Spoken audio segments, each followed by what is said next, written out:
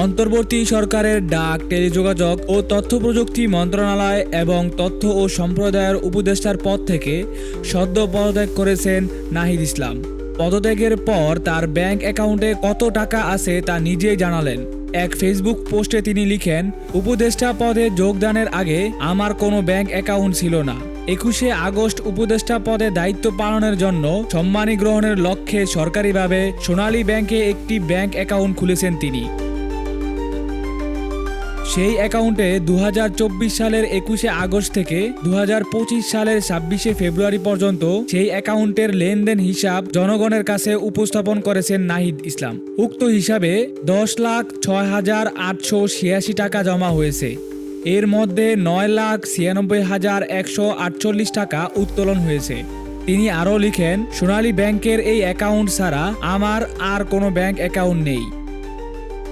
তিনি আরও লিখেন, উপদেষ্টা হিসেবে দায়িত্ব পালনকালীন আমার বা আমার পরিবারের সদস্যের নামে বাংলাদেশের কোথাও কোনো জায়গা জমি বা ফ্ল্যাট নেই। আমার বা আমার পরিবার কর্তৃক কোনো কিছুই ক্রয় করা হয়নি। সদ্য পদত্যাগ করা এই উপদেষ্টা লিখেন, আমার একান্ত সচিবের ইসলামী ব্যাংক বাংলাদেশের হিসেবে 36,028 টাকা রয়েছে।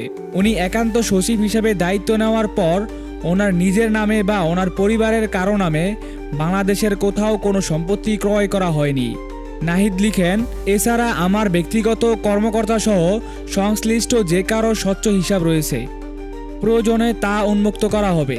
তথ্য অধিকার আইন 2009 অনুযায়ী বাংলাদেশের যে কোনো সরকারি দপ্তরে উক্ত তথ্য যাচাইযোগ্য।